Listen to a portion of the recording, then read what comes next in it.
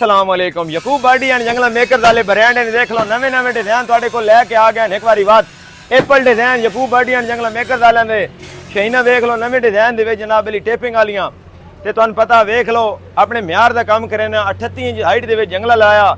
ਅੱਛਾ ਸਭ ਤੋਂ ਪਹਿਲੇ ਤੁਸੀਂ ਸਾਡੇ ਚੈਨਲ ਨੂੰ ਸਬਸਕ੍ਰਾਈਬ ਕਰੋ, ਲਾਈਕ ਕਰੋ, ਸ਼ੇਅਰ ਕਰੋ ਔਰ ਬੈਲ ਆਈਕਨ ਨੂੰ ਦਬਾਓ ਤਾਂ ਕਿ ਤੁਹਾਨੂੰ ਹਰ ਵੀਡੀਓ ਆਉਣ ਵਾਲੀ ਮਿਲ ਸਕੇ। ਇਹ ਭਾਈ ਹੋਰੀ ਸਾਡੇ ਕੋਲ ਜਨਾਬ ਗੁਜਰ ਖਾਨ ਚੋਂ ਆਏ ਨੇ ਸਾਡੇ ਪਿਆਰੇ ਭਾਈ ਨੇ ਕੈਮਰਾਮੈਨ ਤੁਹਾਨੂੰ ਚੈੱਕ ਕਰਵਾਉਂਦਾ ਹੈ। मैं सलाम ही देना भाईजान क्या हाल है ठीक हो।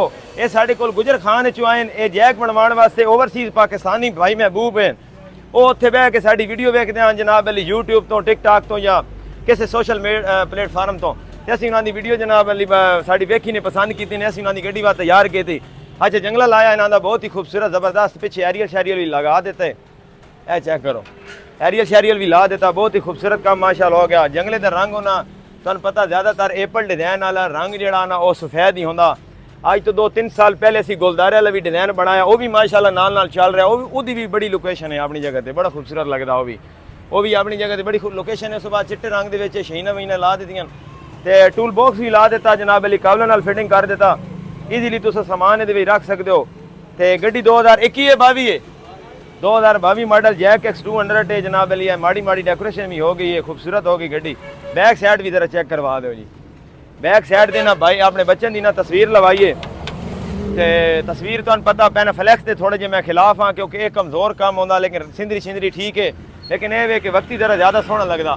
अच्छा वंगनी शंगनी की भी बैक डेकोरेशन हो गई। पैदान जरा ना इन्हों का पहले तो लगो ही लेकिन पैदान दोबारा पेंट शेंट किया चलो ये भी खूबसूरत बन गई।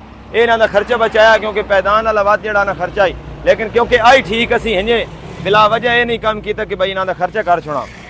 ए साइड भी गड्डी की तुम चेक करवा देना कैमरामैन शहीना वगैरह हर चीज़ बन गई है टूल बॉक्स वगैरह भी लग गए। उस बाद है अगे कैमरामैन आ जाता जनाब अली सेफगार्ड वगैरह भी ला देता तो सेफगार्ड भी माशाल्लाह स्टील वाला लाया प्योर दे बहुत ही खूबसूरत काम किया। अगलियाँ प्लेटा शलेटा भी ला दी जनाब अली डेकोरेशन हो गई है।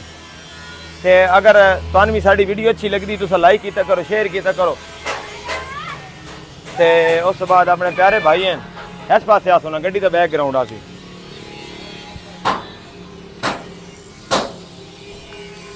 अच्छा सारी गड्डी तो तुम वेख लो विजिट करवाए तो तुम ये दसो भाई अपना नाम क्या है?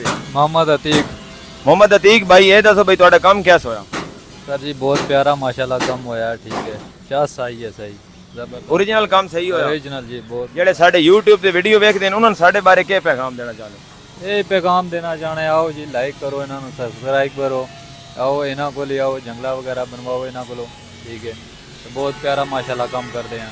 चलो जी गर्मी भी बड़ी है माशाल्लाह ते बाहर अल्लाह कीता इन्हां दा काम हो गया। महबूब भाई ने फ्राम ओवरसीज पाकिस्तानी है सऊदी अरब तो साडी वीडियो देख जा ते गड्डी माशाल्लाह उन्हां दी शौक के मुताबिक तैयार हो गई। अच्छे दोस्त हैं भाई इन्होंने साढ़े ते एतमाद किया उतों इन्होंने भाई ने भेज देते हैं तो तुम भी साढ़े ते इंशाल्लाह एतमाद करे सो काम अच्छा करसा इंशाल्लाह ते अल्लाह पाक तुम सलामत रखी। बहुत शुक्रिया भाईजान बहुत शुक्रिया भाई।